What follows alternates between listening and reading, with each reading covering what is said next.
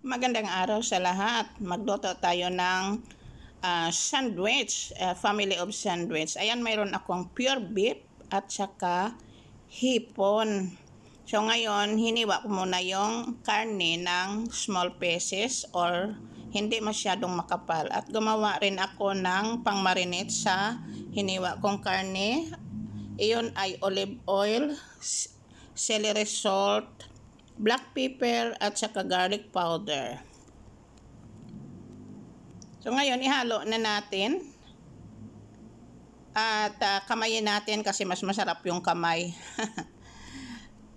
At pagkatapos niyan ay i-marinate natin ng 10 minutes. Isinabay ko na rin yung hipon sa pag-marinate para magkaroon ng lasa ang hipon, maging tasteful. So, 'di ba mas masarap 'yan. Ayan, guys. So, ayan ang aking tinapay na ciabatta. Hatiin natin. At pagkahati niyan ay lagyan natin ng olive oil. Instead na butter, olive oil ang ilagay natin. Pero wag lang masyadong marami na olive oil. Yung kaya lang natin. So, ayan na, ready na. O, tingnan ninyo, masarap kasi ang olive oil na ipalaman sa tinapay rin. Kahit wala ngang ibang palaman yan, pwede na yung olive oil na yan sa tinapay. So, ngayon lagyan natin ng cheese ang ating tinapay. At ilagay na natin yung ating meat. Tapos, lagyan ulit ng cheese. At i-layer natin yung ating hipon.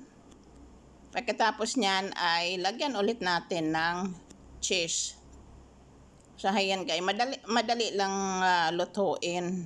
Very easy at saka enjoyable, napakasarap. Gustong-gusto ng mga bata yung mga ganitong klaseng warm sandwich. Ayan.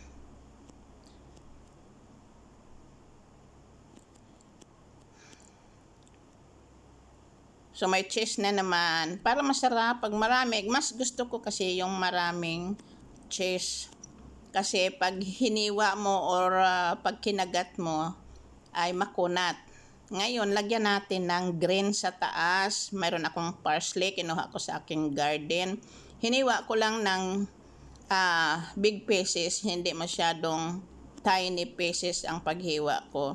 At ilagay natin kasi pag ilagay sa oven yon at mag-crispy yung ating parsley, napakabango, masarap yan. Yung iba ginaprito pa nga yan at i-decorate yung parsley. So ayan guys, ready na. Ilagay muna natin sa ating oven dish habang mag-prepare ulit ako ng pangalawa. Ang pagkakaiba dito sa pangalawa ay lagyan natin ng kamatis. At ang ilagay ko namang dahon ay yung basilic.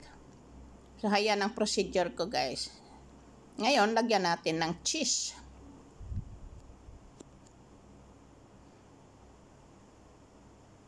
And then, yung ating karne na marinated. Napakasarap yan.